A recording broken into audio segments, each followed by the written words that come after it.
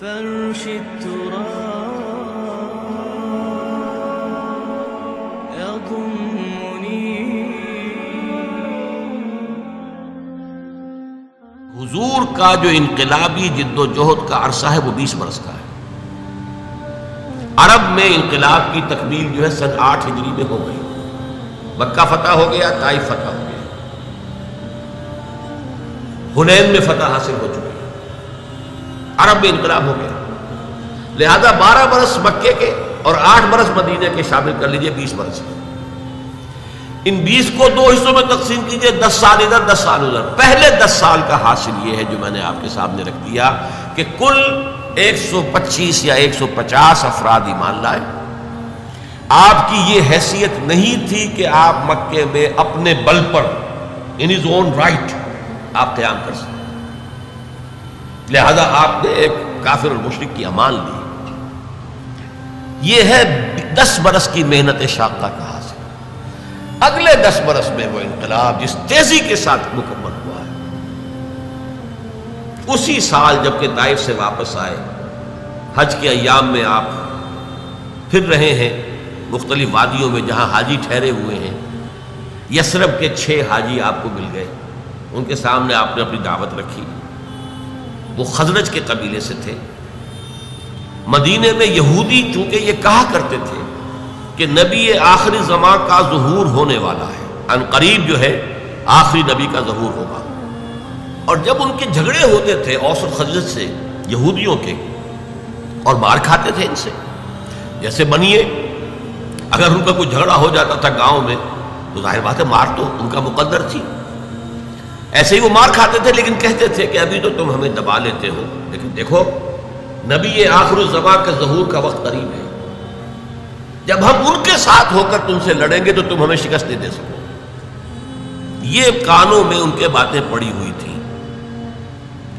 لہذا جب حضور نے اپنی دعوت پیش کی، انہوں نے کنکھیوں سے ایک دوسرے کو دیکھا. معلوم ہوتا ہے یہ وہی نبی ہیں جن کا ذکر یہود کرتے ہیں. تو اس سے پہلے کہ یہودی ان پر ایمان لے آئے، تم ایمان لے آؤ. وہ 6 آدمی ایمان لے آئے. اگلے سال انہوں نے چھوٹی بہت جو بھی دعوت دی ہوگی اس کے نتیجے میں 12 آ گئے. اب انہوں نے کہا کہ ہمیں کوئی مبلغ دیجئے، کوئی معلم دیجئے، مقری دیجئے جو قرآن ہمیں پڑھائے. آپ سے تو ہماری ملاقات اب 1 سال بعد ہوگی، اس لیے کہ عرب میں سفر کرنا کوئی آسان کام تھا. ہر وقت خطرہ قتل و غارت کا، قافلے لٹ رہے پٹ رہے. تو وہ تو جو اشہر حرم ہوتے تھے، حج کے مہینے، ان میں امن و امان ہوتا تھا، کوئی کسی کو تنگ نہیں کرتا تھا، کوئی قتل و غارت کری نہیں. تو اگلے سال ملاقات ہوگی، تو آپ ہمیں دیجئے کوئی مقری پڑھانے والا. قرآن نام قرآن فال بنا میں من دیوانہ زدن حضرت مصعب بن عمیر کو حضور نے معین کیا. وہ سب جاؤ. وہ چلے گئے. کچھ عرصے کے بعد ایک اور کو بھیج دیا، حضرت عبداللہ ابن ام مکتوم نابینا صاحب. ان 2 نے وہاں جا کر 1 سال میں جو دعوت اور تبلیغ کا کام کیا، قرآن پڑھایا لوگوں کو. حضرت مصعب کا نام ہی پڑ گیا المقری، جا المقری، وہ آیا استاذ پڑھانے والا. اس کے نتیجے میں اگلے سال 75 افراد آ گئے اور بیعت عقبہ ثانیہ ہو گئی، جس کے نتیجے میں ہجرت کا راستہ کھل گیا یثرب کی طرف.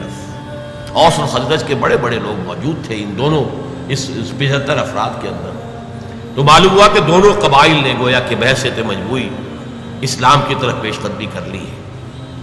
لہذا اللہ تعالیٰ کی وہ مشیت اس طور سے پوری ہوئی کہ پھر ہجرت ہوئی مدینے کی.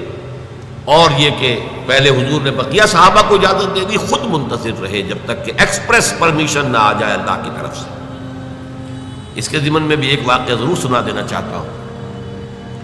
حضرت ابوبکر حضور کے ساتھ سفر کے لیے بالکل تیار، پوچھ رہے ہیں حضور اجازت آ گئی؟ نہیں، ابھی نہیں آئی. اگلے روز پھر آئی اجازت؟ نہیں آئی.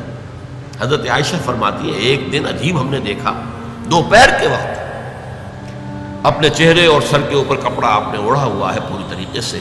بہت غیر معمولی بات، دوپہر میں عرب میں کسی کے ہاں جانا اور وزٹ کرنا جو ہے یہ نہ آج جو ہے کوئی پسندیدہ بات ہے، نہ پہلے کبھی تھی. یہ قیلولے کا وقت ہے. حضرت عائشہ کہتی ہے ہم حیران ہوئے کہ حضور چلے آ رہے ہیں۔ اب آ کر آپ نے پہلی بات یہ فرمائی کہ ابو بکر اجازت آ گئی ہے ہجرت کی۔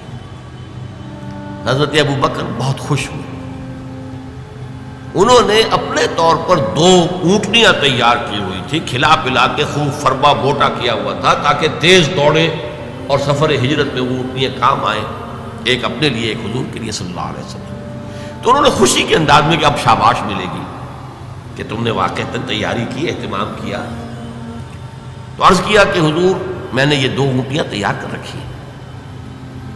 ذرا سا توقف فرمایا، ٹھیک ہے ایک میں استعمال کروں گا لیکن میں اس کی قیمت ادا کروں گا۔ رو پڑے حضرت ابو بکر کہ حضور مجھ سے بھی یہ مغایرت، لیکن یہ تھی غیرت محمد رسول اللہ صلی اللہ علیہ وسلم۔ بہرحال وہ سفر ہوا اور اس کے بعد پھر آپ کی اس جد و جہد کا دوسرا دور شروع۔